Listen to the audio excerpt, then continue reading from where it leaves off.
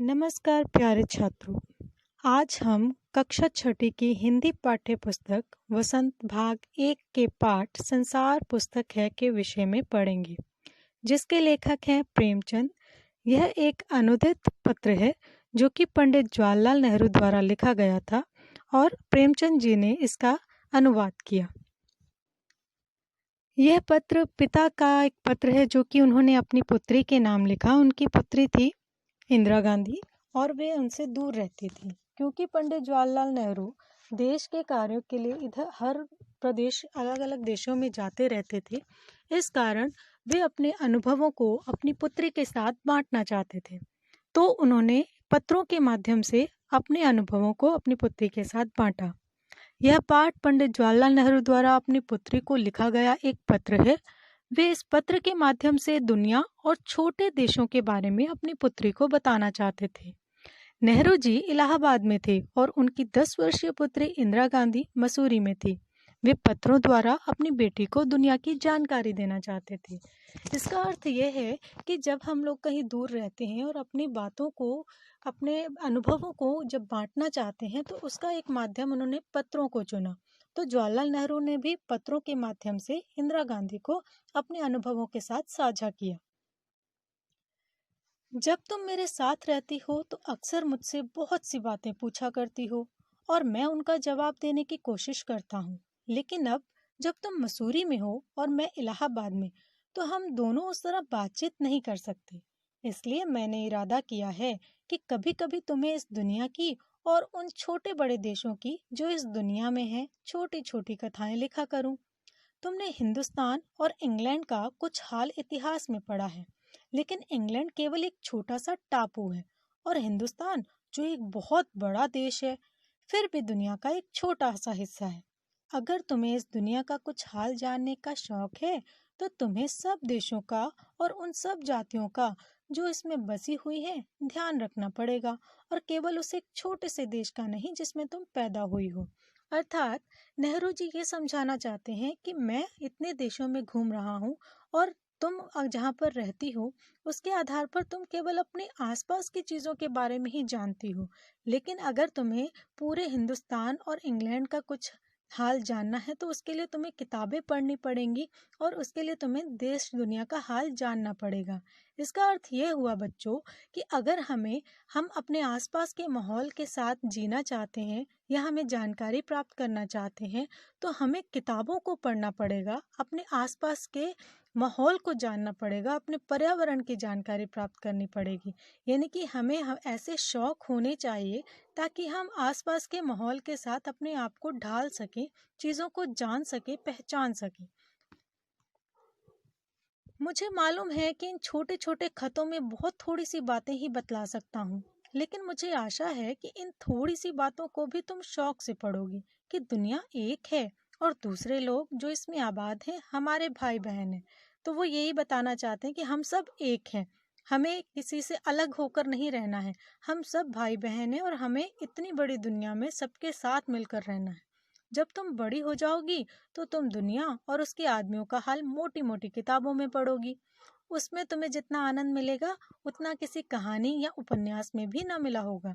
यानी कि किताबों के बारे में बताया गया है कि कितना ज्ञान हम किताबों से अर्जित कर सकते हैं। तो मोटी मोटी किताबें पढ़ने से तुम कितनी देश दुनिया की खबरों के बारे में जान पाओगी।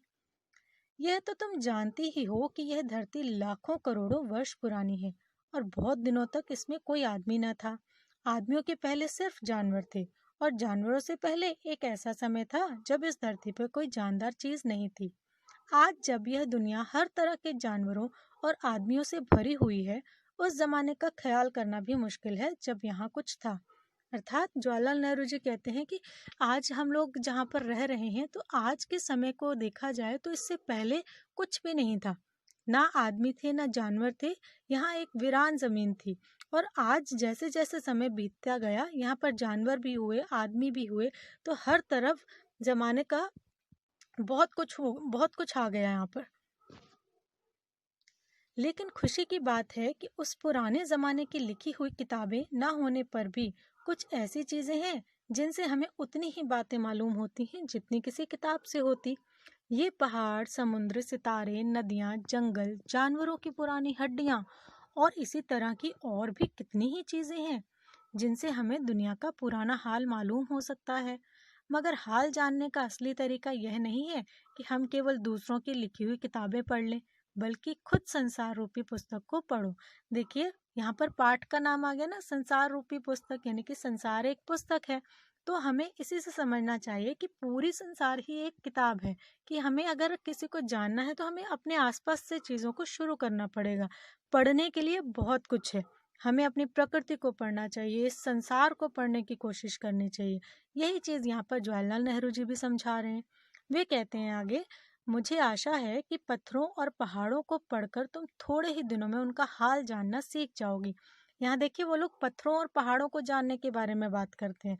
तो इसका अर्थ क्या है कि प्रकृति के साथ जुड़ना, यानी कि हमें प्रकृति को भी समझने की कोशिश करनी चाहिए। सोचो कितने मजे की बात है, एक छोटा सा रोड़ा जिसे तुम सड़क पर या पहाड़ के नीचे पड़ा हुआ देखती हो। शायद संसार की पुस्तक का छोटा सा पृष्ठ हो, शायद उससे तुम्हें कोई नई बात मालूम हो जाए। शर्त यही है कि तुम्हें उसे पढ़ना आता हो।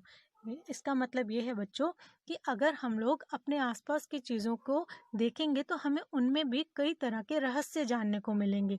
अगर हमारे पास मान लीजिए हमारे घर के बाहर कोई पेड़ है, वो पेड़ कितना पुराना है, तो वो अपने इतिहास को खुद ही बताएगा। जब आप उसके बारे में जानने की कोशिश करेंगे तो आपको पता चलेगा कि वो पेड़ कितना पुराना है, कितने समय से यहाँ पर है और कितनी पीढ़ियों को वो देख चुका है। उस पर कितने अलग अलग तरह के उस घोंसले बने हुए हैं। तो इस तरह से हमें अपने आसपास से ही चीज़ों की शुरुआत करनी चाहिए, यानी कि हमें पढ़ना आना चाहिए। तो हमें शुरुआत कहाँ से करनी होगी? अपने आसपास के माहौल से करनी होगी। कोई जबान, उर्दू, हिंदी या अंग्रेजी सीखने के लिए तुम्हें उसके अक्षर सीखने होते हैं। इसी तरह पहले तुम्हें प्रति के अक्षर पढ़ने होंगे, तभी तुम उसकी कहानी उसकी पत्थरों और चट्टानों की किताब से पढ़ सकोगी। यानी कि अगर हम लोग कोई चीज़ जानने की कोशिश करते हैं, जब किताबों में पढ़ते हैं, तो पहले हमें अक्षरों का ज्ञान होना चाहिए। उसी तरह से अगर हमें प्रकृति को पढ़ना है तो हमें उसकी चट्टानों का, पत्थरों का, इन सब चीज़ों का ज्ञान भी लेना पड़ेगा।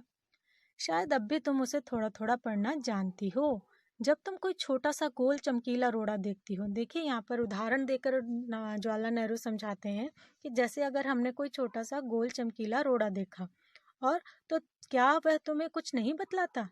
ये कैसे गोल हुआ, चिकना हुआ, चमकीला हो गया, इसके खुरदरे किनारे या कोने, उनको क्या हुआ, ये ऐसे ही गोल कैसे बन गया? अगर तुम किसी बड़ी चट्टान को तोड़कर टुकड़े टुकड़े कर डालो, तो हर एक टुकड़ा खुरदरा और नुकीला होगा। ये गोल चिकने रोड़े की तरह बिल्कुल नहीं होता। फिर यह रोड़ा कैसे इतना चमकीला, चिकना और गोल हो गया? तो प्रश्न आता है ना मन में कि ये चीज कैसे हो गई। अगर तुम्हारी आंखें देखें और कान सुने, तो तुम उसी के मुंह से उसकी कहानी सुन सकती हो। वह तुमसे कहेगा कि एक समय जिसे शायद बहुत दिन गुजरे हों, वह भी एक चट्टान का टुकड़ा था। ठीक उसी टुकड़े की तरह उसमें किनारे और कोने थे, जिसे तुम बड़ी चट्टान से तोड़ती हो। शायद वह किसी पहाड़ के दामन में पड़ा रहा। फिर क्या हुआ? तब पानी आया और उसे बहाकर छोटी घाटी तक ले गया। वहां से एक पहाड़ी नाले ने केलकर उसे एक छोटे से दरिया में पहुंचा दिया। इस छोटे से दरिया से वह बड़े दरिया में पहुंचा। देखो कितना लंबा सफर करके आ रहा है। पहले वो चट्टान बना, फिर वहां से टूटा, फिर पानी में गया, फिर छोटी घाटी तक गया, फिर नाले तक गया, फिर बड़े दरिया में गया। तो इस तरह से वो लुढ़कता लुढ़कता उसके किनारे क्या हुए, घिस गए, और वह चिकना और चमकदार हो गया। इस तरह वह कंकड़ बना जो तुम्हारे सामने है। किसी वजह से दरिया उसे छोड़ गया और तुम उसे पा गई, यानी कि अब वो तुम्हारे पास है। तो कितना लंबा सफर तय करके आया है वो। अगर दरिया उसे और आगे ले जाता, तो वह छोटा होते होते अंत में बालू का एक जर्रा हो जाता और समुद्र के किनारे अपने भाइयों से जा मिलता, जहाँ एक सुंदर बालू का किनारा बन जाता, जिस पर छोटे छोटे बच्चे खेलते और बालू के घरौंदे बनाते। अगर एक छोटा सा रोड़ा तुम्हें इतनी बातें बता सकता है, तो पहाड़ों और दूसरी चीजों से जो तो हमारे चारों तरफ हैं, हमें और कितनी बातें मालूम हो सकती हैं। तो इससे हमें क्या चीजें पता चलती हैं कि अगर एक छोटा सा पत्थर इतना लंबा सफर तय करके आया है, तो उसके बारे में आपको जानकारी कैसे मिली? उस पत्थर के बारे में जानकारी जब आपने उसके बारे में जानने की कोशिश की कि वो कहाँ से अपना लंबा सफ़र तय करके आया।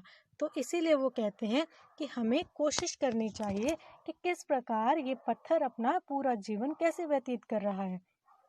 अंत में यही है कि पंडित जवाहरलाल नेहरू इस पत्र के माध्यम से अपनी पुत्री को समझाना चाहते हैं कि जिस प्रकार हम किसी भी विषय से संबंधित जानकारी प्राप्त करने के लिए पुस्तक पढ़ते हैं, उसी प्रकार यदि हम इस संसार के विषय में जानना चाहते हैं तो यह संसार एक पुस्तक के समान है। तो हमें पढ़ना पड़ेगा, हमें अपने आसपास के माहौल को जानना पड़ेगा।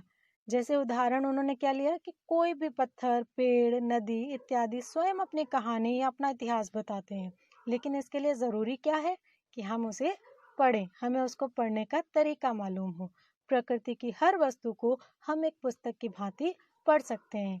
इसीलिए इस अंश का शीर्षक है संसार एक पुस्तक है। धन्यवाद।